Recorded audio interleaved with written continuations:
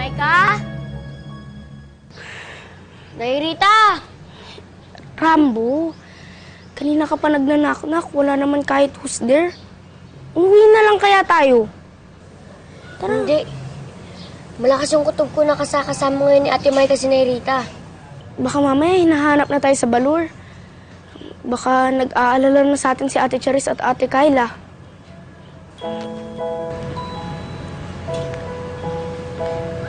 Tignan mo. Hindi ka ba naawa kay Girlie? Gustong-gusto na nga ni Girlie makita si Nairita, oh. Eh, kung nandito na tayo, ngayon pa ba tayo uuwi? Sabagay, ang layo rin naman ng ni-rampage natin. Nagkakayo na nga ang pa ako eh. Sige na nga. Kung kailangan hintayin natin si Ate Maika makabalik dito, okay lang sa akin. Gusto ko lang malaman na okay si Nairita.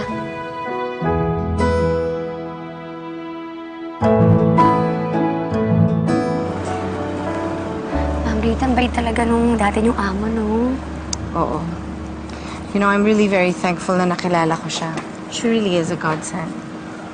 Ay, ma'am! Ay, mga bata! What are they doing here? Bagsak na sila, ma'am. Mukhang kanina pa sila naghihintay dito. Kawawa naman. Anong gagawin natin? Alangan namang pauwiin natin. Gabing-gabi na. Oo nga po. Ano gagawin natin, ma'am? Ipasok na lang natin. Sige po. Okay.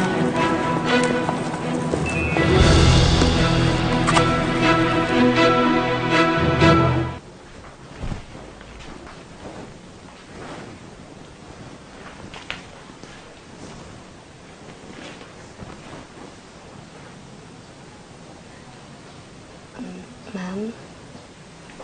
Don't say a word. Ma'am, alam ko naman pong hindi niyo matitis yung mga bata. Well, I had no choice. Alam nga namang pauwiin ko sila ng 10 oras ng gabi.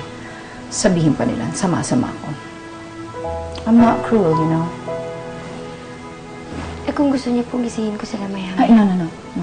Wag na. I'm not ready to face them.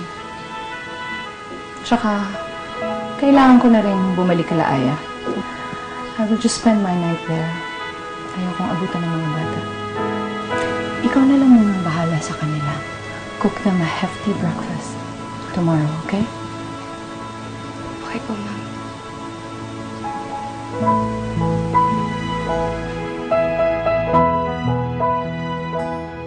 Ma'am, mahal na mahal po kayo ng mga bata.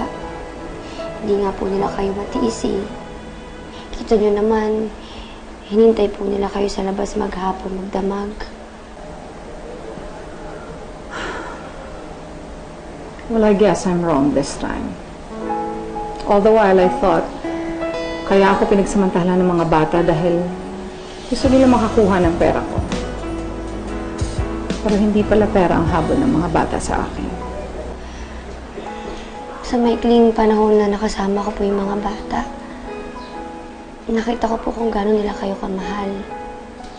Palagi po yung kapakanan ninyong iniisip nila. You know, Mike, I realized na hindi lang talaga kayamanan ang importante.